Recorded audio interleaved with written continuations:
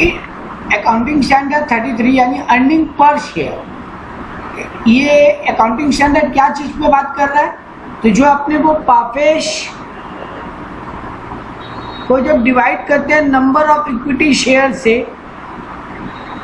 और जो अपना आता है value EPS earning per share, ये उसका बात कर रहे हैं। तो एक शेयर पे कंपनी कितना अर्न कर रहा है, पर शेयर कंपनी कितना अर्निंग एट्रीब्यूट कर रहा है, that is known as EPS. तो यहाँ पे इस अकाउंटिंग स्टैंडर्ड का बनाने का मेन ऑब्जेक्टिव क्या है? एक कॉमन पैरामीटर या कोई कॉमन तरीका दिया जा सके कि कैसे कंपनीज अपनी शेयर का वैल्यू कैलकुलेट करती है। इसका दूसरा मेन ऑब्जेक्टिव है आपको कैसे प्रेजेंटेशन करना है ईपीएस का, और कैसे ईपीएस कैलकुलेट करना है, उन दोनों का एक प्रॉपर तरीका बताओ, और कैसे आप अलग अलग अकाउंटिंग पीरियड का ईपीएस को कंपेयर करोगे। और चौथी बात बोल सकते हो क्या क्या बातें डिस्क्लोज करनी है। जब आप ईपीएस कैलकुलेट करके लिखोगे आपको क्या क्या बातें इस एएस के हिसाब से डिस्क्लोज करनी है। तो मेन 4 ऑब्जेक्टिव है इस एएस को बनाने का।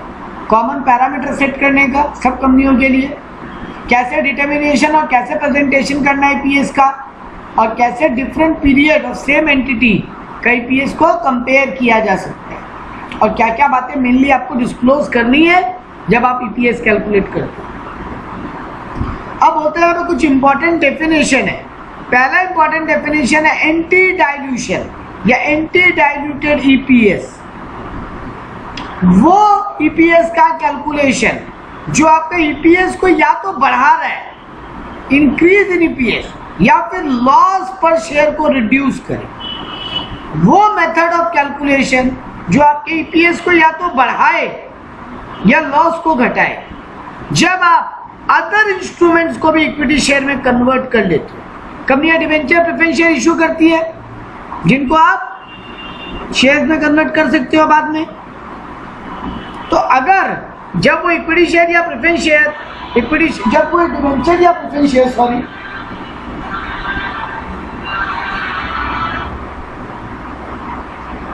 जब आप डिबेंचर या प्रेफरेंस शेयर को इक्विटी शेयर में कन्वर्ट करते हो, तब आपको उसके कारण जब आप डिबेंचर या प्रेफरेंस शेयर को कन्वर्ट करते हो इक्विटी शेयर में, और उसके कारण आपका ईपीएस बढ़े या लॉस कम हो, या तो अर्निंग पर शेयर बढ़े या लॉस पर शेयर कम हो, उसको बोलते हैं एंटी डाइल्यूशन ऑफ ईपीएस। और जब उल्टा हो, जब आपका कोई भी प्रेफरेंस शेयर या डिबेंचर या कोई शेयर वारंट जो बाद में इक्विटी शेयर में कन्वर्ट हो रहा है उस ईयर में, उसके कारण आपका ईपीएस घटे या आपका लॉस बढ़े, उसको बोलते हैं डाइल्यूटेड ईपीएस या डाइल्यूशन ऑफ ईपीएस। तो एंटी डाइल्यूशन में क्या हो रहा है? किसी भी कन्वर्जन, अदर सिक्योरिटी के कन्वर्जन टू इक्विटी शेयर के कारण अर्निंग पर शेयर बढ़े या लॉस पर शेयर घटे, उसको एंटी डाइल्यूशन ऑफ ईपीएस बोलते हैं। और डाइल्यूशन क्या हुआ? जब आपका ईपीएस घटे या लॉस बढ़े, ये कन्वर्जन के कारण। तो ये 2 डेफिनेशन बहुत काम के। तीसरा इंपॉर्टेंट डेफिनेशन है फाइनेंशियल इंस्ट्रूमेंट। अभी हमने कहा ना कि जिनके कारण ये ईपीएस बदलेगा वो फाइनेंशियल इंस्ट्रूमेंट्स, तो जैसे डिवेंचर इक्विटी में कन्वर्ट हो, कोई वारंट इक्विटी में कन्वर्ट हो, कोई बॉन्ड्स इक्विटी में कन्वर्ट हो, कोई ऑप्शंस, फ्यूचर के ऑप्शंस वो इक्विटी में कन्वर्ट हो, उनको बोलते हैं फाइनेंशियल इंस्ट्रूमेंट्स। अब यहीं से वर्ड का निकल कर आया ऑप्शंस क्या होता है। ऑप्शन का वर्ड का मीनिंग है राइट टू बाई या राइट टू सेल, इसी को बोलते हैं ऑप्शन। राइट टू बाई को बोलते हैं कॉल ऑप्शन, और राइट टू सेल को बोलते हैं पुट ऑप्शन। सर ये ऑप्शन होता क्या है ये तो बताइए। ऑप्शन का मतलब है हम आज के दिन, मान लो आज की डेट कितनी है 22 मई, इस दिन रिलायंस का शेयर 2200 रुपया, मुझे आज ही बताया जा रहा है कि 3 महीने बाद यानी 22 जून जुलाई अगस्त 22 अगस्त को रिलायंस के शेयर का दाम हो सकता है, ये मुझे किस दिन बताया जा रहा है 22 मई को ही, फ्यूचर डेट पे क्या रेट हो सकता है। मान लो बोला जा रहा है 2800 रुपया होने का चांस है, तो मुझे फ्यूचर प्राइस आज के दिन जो बताई जा रही है 22 तारीख को, ये बताया जा रहा है 22 मई को, ये बताया जा रहा है 22 अगस्त के दिन रिलायंस का शेयर वैल्यू क्या हो सकता है, फ्यूचर प्राइस बताई गई है। मुझे लग रहा है ये 2800 नहीं, ये तो 2800 से भी ऊपर जाएगा। मुझे लग रहा है 2800 फ्यूचर वैल्यू बताया जा रहा है, पर ये जाएगा 3000 पार। तो मैंने राइट टू बाई का ऑप्शन खरीद लिया, यानी कॉल ऑप्शन खरीद लिया। राइट टू बाई है, कंपल्सन टू बाई नहीं है। मतलब मैं बाई करना चाहूं तो करूं उस दिन, नहीं तो नहीं करूं। मुझे एक ऑप्शन मिला है। अब अगर मान लो एक एग्जांपल बोलूं, उस दिन शिक्षे में जो वैल्यू आ गई 22 अगस्त को एक्चुअल वैल्यू, 22 अगस्त को एक्चुअल वैल्यू आ गई आपकी 3000, तो मैं 2800 में खरीदूंगा और 3000 में बेच दूंगा। एक्चुअली में ये खरीदना बेचना भी नहीं होता है, मुझे ये 200 रुपए का डिफरेंस मिल जाएगा। तो सर ये तो बहुत बढ़िया बात है। और अगर उस दिन मार्केट प्राइस 2500 चला गया तो सर आपको खरीदने की जरूरत नहीं, आप छोड़ दीजिए अपना ऑप्शन, क्योंकि ऑप्शन है, कंपल्सन नहीं है। तो सर ऐसा तो फिर दुनिया में सब कर लेंगे, सबको फायदा हो जाएगा। नहीं बेटा, आपको जिस दिन ये शेयर लेना है उस दिन एक प्रीमियम देना पड़ता है। मान लो मुझे पर शेयर 50 रुपये प्रीमियम देना पड़ा, तो अगर मुझे 200 का फायदा हो रहा है तब तो मेरे लिए फायदा है, क्योंकि मैंने 50 रुपया प्रीमियम दिया, 200 रुपया कमा लिया, तो मुझे 150 का फिर भी फायदा हुआ। लेकिन अगर उस दिन मार्केट प्राइस मान लो 2820 होता तो मुझे तो लॉस ही होगा ना, क्योंकि मैंने प्रीमियम 50 रुपया दे दिया। उस दिन मैं 2820 में इसको 2800 में खरीदूंगा और 2820 में बेचूंगा, क्योंकि उस दिन का एक्चुअल वैल्यू 2800 हुआ। तो मुझे फायदा तो 20 रुपए का हुआ, बट 50 रुपए का प्रीमियम लग गया, तो अल्टीमेटली 30 रुपए का लॉस ही हुआ। तो ये वाला होता है राइट टू बाई।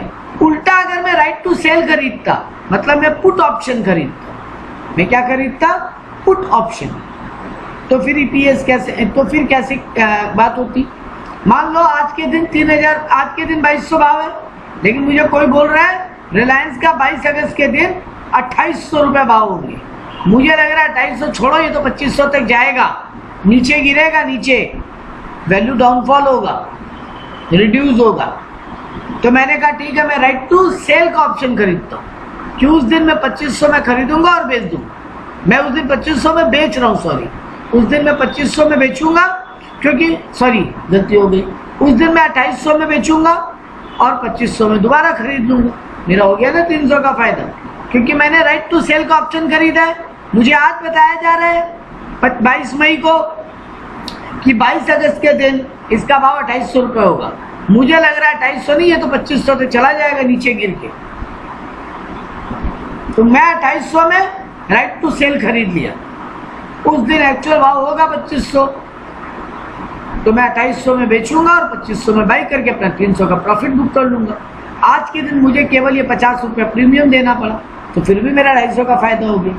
लेकिन सर अगर उस दिन ये भाव 2900 चला जाता तो मैं 2800 में नहीं सेल करता और 2900 में नहीं बेचता, मेरी जेब से केवल ये 50 रुपये जाता।